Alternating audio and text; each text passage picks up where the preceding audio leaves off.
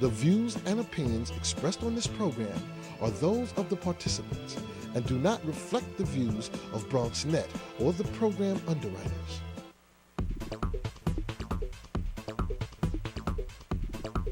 BronxNet. Your voice, your views, your vision.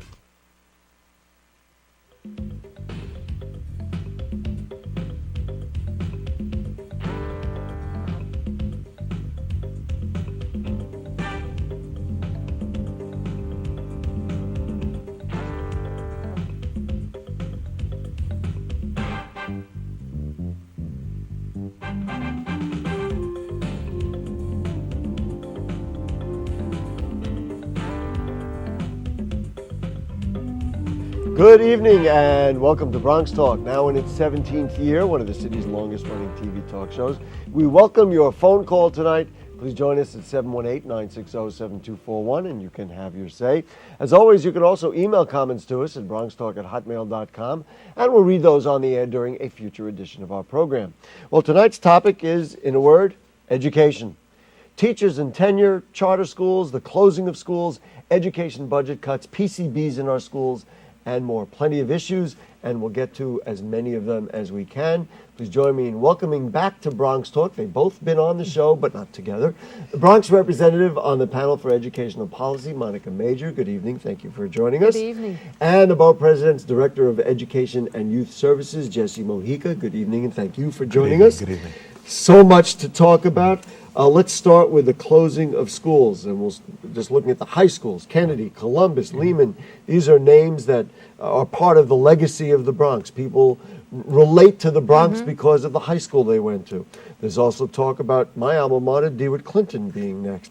Is this the way the DOE should improve education at these institutions? Ms. Major, we'll give you the first shot. We've always said that closing should not be the way that we handle schools that they feel are not performing. Like you said, it's with Kennedy and Columbus. I mean, they have rich histories, and people have come out over the long term and have really supported these schools. So we've always stood and said, you know, we are looking for ways to preserve the education and to preserve the community that, you know, that it represents. But again, we're one lone voice. We work hard at it, though. But let's face it. If a school is showing bad numbers, the graduation rates are down, students are not doing well. I mean, I can review all the various evaluators they use. The city says, listen, this is a failure. This is not working. Close it down, reconfigure, and start again. Why shouldn't we do that? I mean, you don't want to keep open something that's not working. Absolutely. We've always said we want schools that work, but we dispute a lot of the data. Oftentimes, we're disputing what they have in front of us, and there's no opportunity for us to have the long-term conversation to actually vet out this data. Let's talk about it, but we don't have time because we're given this short window to have a vote on it, and then let's move on. But we've always said we're not asking for schools to stay open that don't perform. We want schools that do perform and are servicing our students, but we don't believe all the data all the time. What data? Give me an example of the kind of data that's disturbing. Well, the most recent recalibration, as they would want to call it. We also look at graduation rates. There's a 4-year graduation rate and a 6-year graduation rate. You know, you're serving in some of these schools. You're serving high need students who need a little bit more time, who've just come to the country, been here a very short time. They need a little bit more time to get acclimated to the country, to get acclimated to the school system.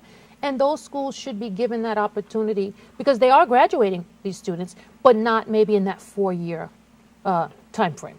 So just using, and we'll get to you in a second, Mr. Mojica, because I know you deal with constituents who talk about the schools, so let's get a sense of what they're saying about some of those schools. But let's talk about the immigration issue. So there are people certainly in the Bronx that come from other places. They need a different kind of services. If you reconfigure the school, why can't you put a school together that addresses those particular needs? I mean, could you do that at Kennedy High School, for example? We could do that. We can offer that. We'd have to have the DOE accept it, but we can offer. So your concern is not only would it be reconfigured, but it still might not address, for instance, that problem as well as other problems. Right. We would want to partner with the DOE to address the problem. But we can always come up with that and say, okay, let's sit down and let's figure out how this school can serve those students. But again, they have to come to the table and want to work on So it. there was never a dialogue that says, hey, and again, just using Kennedy for an example, but there are many public, grade schools and others that could be. Then nobody ever came and said, we've got a problem with Kennedy, Mr. Borough President's office or other borough presidents. Let's put a group together and figure out. No, that dialogue doesn't exist. No, they say the data was there. I mean, you could have saw that things weren't going well, and that's why we are where we are. What do Bronxites say? In other words, I'm sure there are some who may complain about the system or what they hear from the DOE, but I'm sure there are others who call the borough president's office and say, you know what, this school stinks. My child has been there. A teacher did this. The school is not efficient. And so give me a sense of what they say and then what kind of things you respond with. I think that a couple of things that they say is that the department is not listening to their concerns. That's a huge thing that we get from parents, that they say, well, we've complained about the situation at this particular school for years, and we've wanted help for years, and we wanted resources for years at this school. And now at the 11th hour, the department is coming in and shutting us down. Where were the resources to avoid this from happening? I think that's one thing that we've heard very loud and clear. For example, the 6 of the 10 schools proposed for closure this past year, 6 of the 10 of them were opened by this Department of Education, were brand new schools that were opened to fix the problem.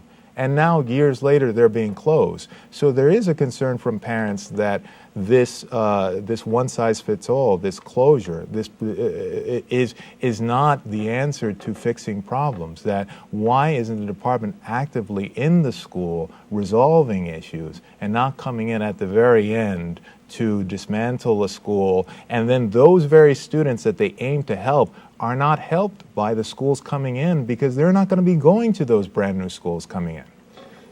What are they going to do with the students? And there have been some local newspaper reports that some of the students who attended Kennedy would not be in those small schools that are going to replace it. Right, that's correct. Because the way the school phase-outs are designed is they phase out year by year and a new school phases in. Those existing students are still in the phase-out model. They don't have access to this new model, and that's an issue for us. The initial thing that you had mentioned, which is interesting, and that is that basically you eliminate the resources. It almost would suggest that there is an intent to close them. And then the story is that there's going to be a charter school or 2 charter schools in there. One could hypothesize and say, you know what, they did it deliberately so they could move charter schools in. Do you think that's a goal, an unstated goal of the DOE? I wouldn't go that far. But what I will say is that I don't understand why there isn't more of an emphasis to put in resources in schools and to have schools who are in the same building collaborate. I'll give you an example. There were schools that were being proposed for phase-out that existed within buildings with other schools that were doing well. And why those schools in that very same building, why school on floor 2 is not working with school on floor 3 that is doing well. Or even sharing resources or ideas or methodology or things like that. Absolutely. And I think that there needs to be more of an emphasis on that. And what we've seen over the past few years is there have been more of an emphasis on the phase-out model. And I don't think that should be the predominant way we restructure and reform the system.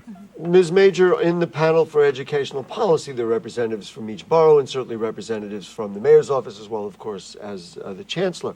Is there a dialogue about these things? Can you bring them up or can others bring them up and have them discussed? I mean, do these things come up or is it there's really no opportunity for that? Well, no, there's opportunity. And I can clearly say in support of the Bronx is that I have asked that question directly.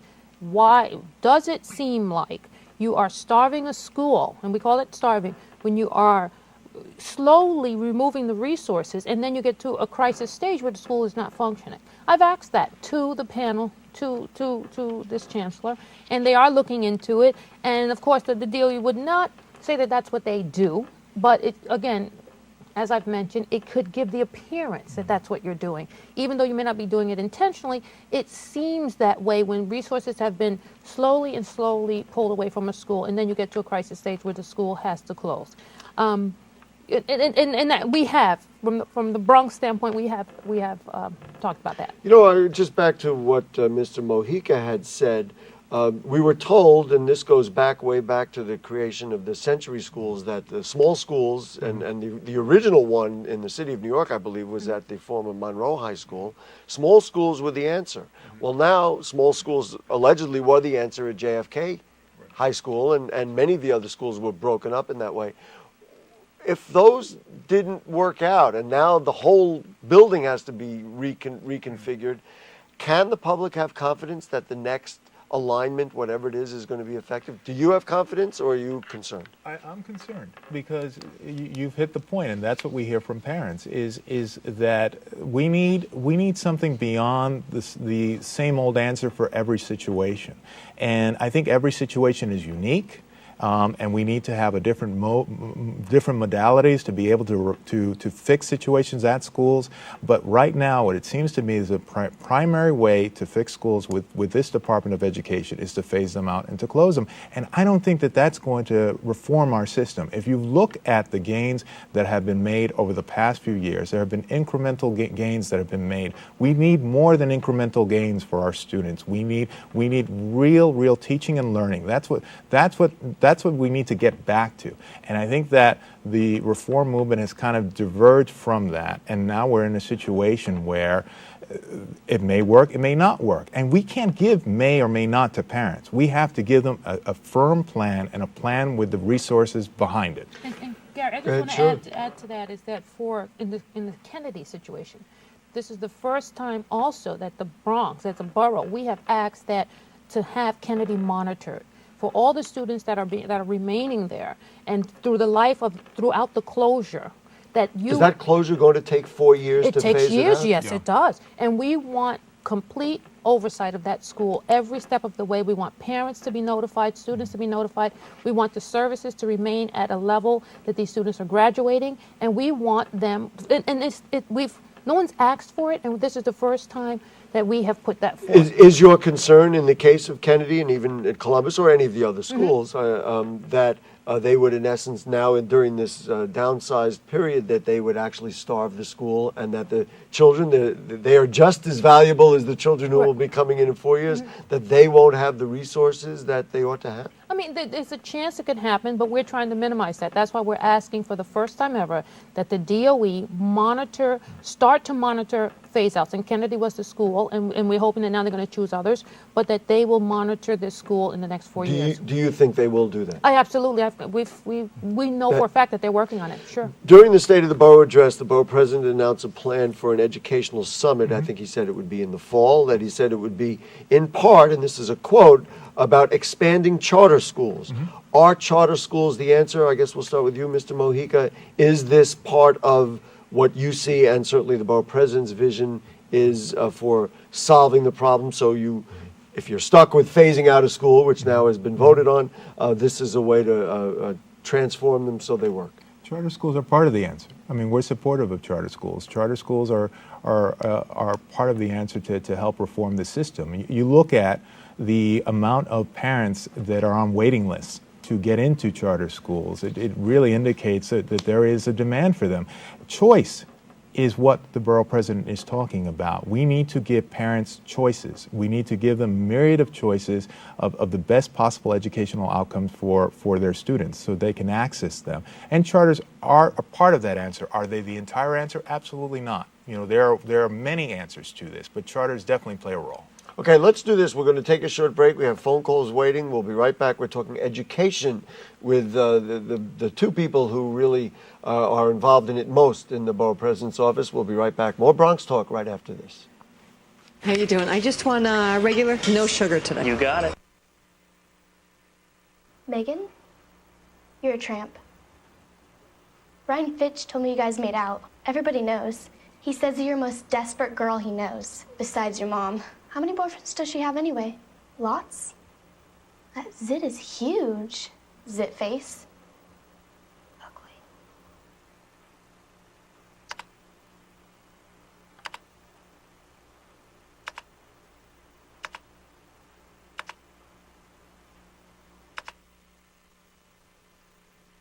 You know, when I was younger, man, My brother was the one who really took care of me, man. Is that right? Hey, he wake me up in the morning, get me ready for school, take a shower, make me some breakfast. Where your brother at now?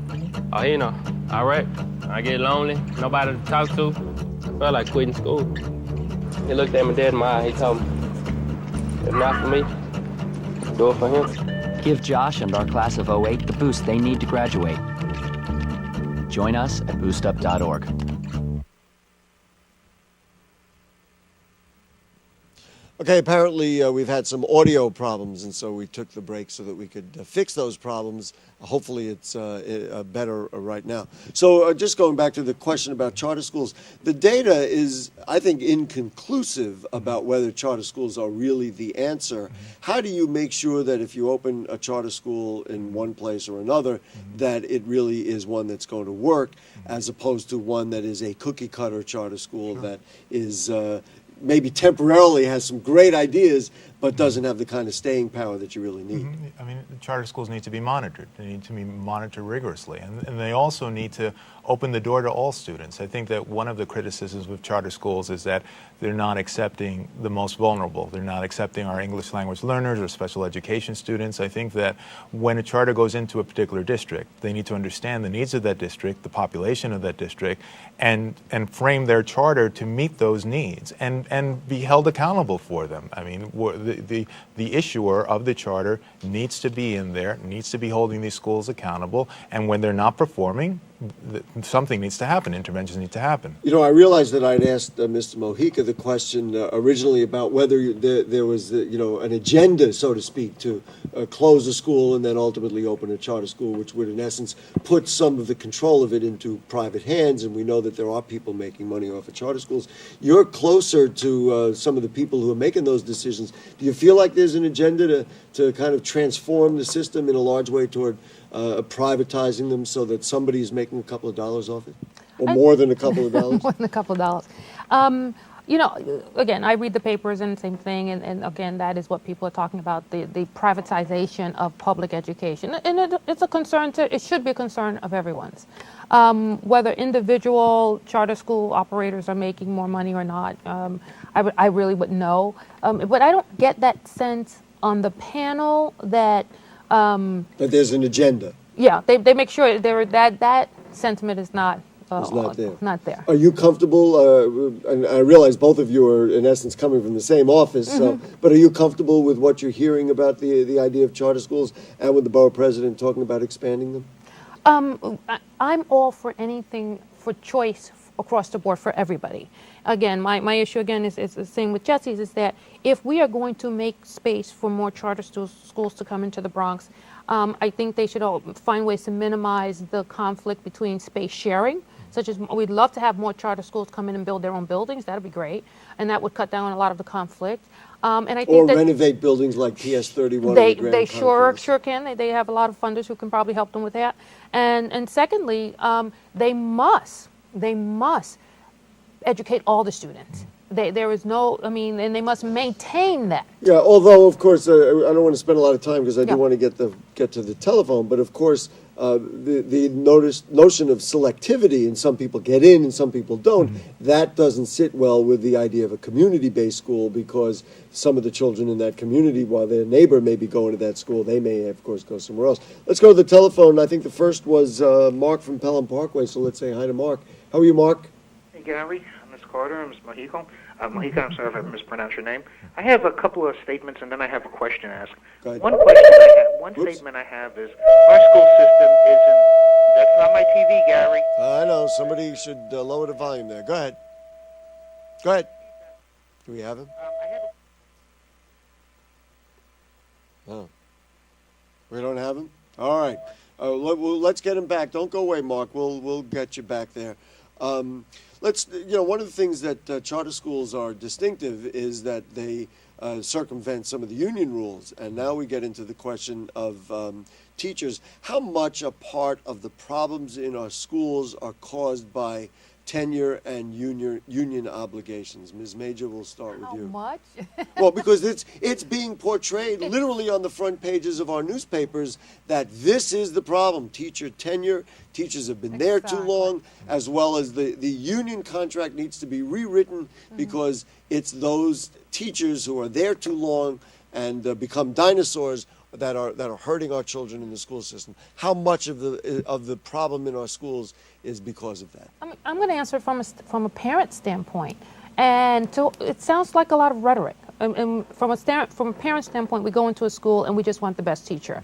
Whether they started last week, they started 2 years ago, they've been there for 10, 13 years. It doesn't matter. So all of the other conversation that's happening in the media is sort of rhetorical, and it doesn't play into a parent's view of what's happening in their school. So whether it's a problem or not, parents are not coming home and saying, you know what, that teacher has tenure, and as a result of that, my child is not getting an Absolutely education. not. Parents are not going home saying that. Do you hear that? You never hear that from constituents. No, and I think that it's exactly what Monica said, is that what they want is the best education their children can get, and that's what they're focused on, and not focused on this other conversations that are happening. Let's try and get Mark again. And Mark, I know we've just lost more time, but we'll ask you to be brief. So less on the comments, more on the questions. Okay. Hello? Yep, go ahead. Okay, here goes my comment. I mean, the school system here in New York is failing. I mean, you have a chancellor who's barely qualified to be a teacher's assistant who's now running a school system. And why that wasn't taken to federal court and blocked, I don't understand. My question is, one thing, charter schools, by the way, Ms. Carter, I believe it is, Eva Moskowitz, who used to be a city council person, makes about $1.5 million a year from running charter schools. And I think that's money that could be best used in schools, maybe run by the borough president. Right. Ask a question. My question is this. Since the mayor wants to get rid of teacher tenure last first in, how do we know they're not going to be cronyized? That's just not a plan to get rid of teachers with tenure making money and just keep cheaper teachers and say, oh, they're better. How could you know if a teacher is better when they've only been working 1 or 2 years compared to somebody who's been in the system and might be an excellent teacher for 20 years? It's a very good question, and then we bring up the generic question of last in, first out. Mr. Mojica, will give you first whack at that. Sure. I think that there has been an overwhelming amount of attacks on teachers. And I think that you alluded to it right now, Gary, as far as teachers have been made responsible for all the ills and all the problems that we have. And I think that it's just enough already with that. I think that right now with last in, first out, that conversation, we're talking about the budget. And why that is lumped in with the budget, I think it's a distraction. I think that if we're going to talk about the budget, let's talk about the budget. Let's talk about all the resources within the Department of Education that we need to look into and need to cut.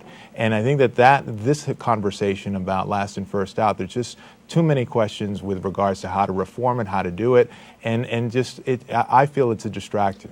Do you get constituents complaining about teachers? A lot of saying the teachers is the problem? No, I don't. No, I don't. In fact, I get a lot of constituents who come to us and are thankful for their teachers and express thanks for them. I think I get most of the complaints are with regards to resources. Our school doesn't have this. Our teachers books, are trying computers, right. Things like that. All right, Bob from Riverdale. Bob, sorry to keep you holding so long, but you're always great on the show. We appreciate you calling in. What's up? Yeah, I just have to agree with Mark that 9 years under Bloomberg is a total failure. Okay. And my column this week is the selling of the schools and the parks by the mayor. That's in the Bronx News, and for Yes. people who want to read it. Do you have a question, or that you just want to make that statement? There has to come a point when the charter schools finish the cherry picking of the better students, and then there are no students left but the regular students that they have to admit, and they're going to have the same problems that the regular schools have. My question is for Ms. Major. How much mentoring and what kind of resources do new teachers get at your child or children's school? Mm-hmm. Okay, mentoring, and I don't know if we need to personalize it for your daughter's school, but let's talk in general about that. Right. Well, my daughter attends a district school, so she's not in a charter school. And we are very pleased with my school. I'm not going to mention the name. I don't want to put them on the spot. But historically, the school has kept a very fine reputation.